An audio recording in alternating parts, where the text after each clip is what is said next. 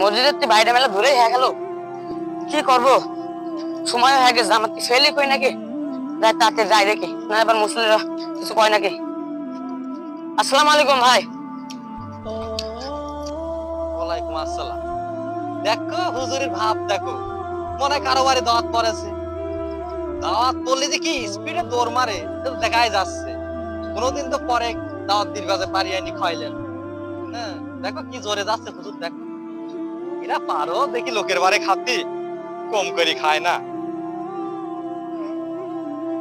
শরীরটা খুব খারাপ, মসজিদ তো মেলা দূরে, যাই মসজিদে যা ছবি অন্ধ কানা কো ছাড় দিয়ে নেই, তাও তো এটা অসুস্থ তো আল্লাহর পরীক্ষা।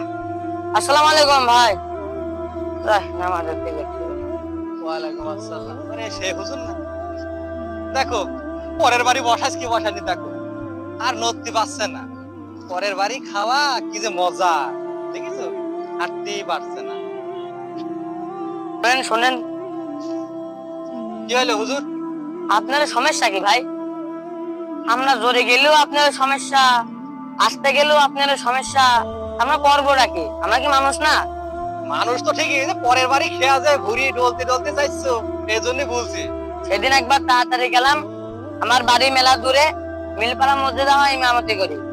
তখনটা নামাজ পড়তে হবে, আসরের নামাজের সময় হয়ে গেছিল, যার কারণে আমি একটু টানা পেয়ে গেলাম।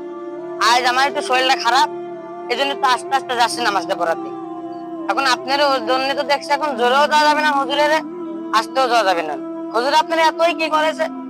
আরে তোমার বাপের বিয়ে দিস আমি, তোমার ওই মিলপাড়া মসজিদে যদি কেউ মরি যায় লাগে আমার, আমি যা সবার জানাজা পড়া দিই। কারো বিয়ে লাগলে আমি যা বিয়ে পড়া দিই। আল্লাহ নাই তোমার দাড়ি কমই দিয়েছে, তাই বলি কি আমি তোমাদের হুজুর না? আপনারা তো মহল্লার হুজুর, আমি আপনারা এসব কাজ ঠিক না। আল্লাহ কিন্তু ছাড় দেয় কিন্তু ছেড়ে দেয় না। ঠিকই হুজুর, আমার ভুল হয়ে গেছে হুজুর।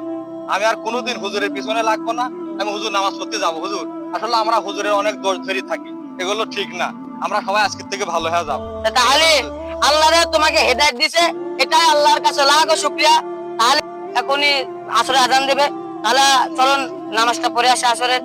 ঠিক আছে হুজুর, যান আপনি, আমি আসছি। আসসালামু আলাইকুম। ওয়ালাইকুম আসসালাম। যাই, আসলে আমরা খালি হুজুরের বদনাম করি, এটি ঠিক না। হুজুরের দোষ ধরাও ঠিক না, কারণ তারা অনেক কিছু জানে কোরআনের, আমরা তো কিছুই জানি না। জানি শুনি অনেক কথা বলে থাকি।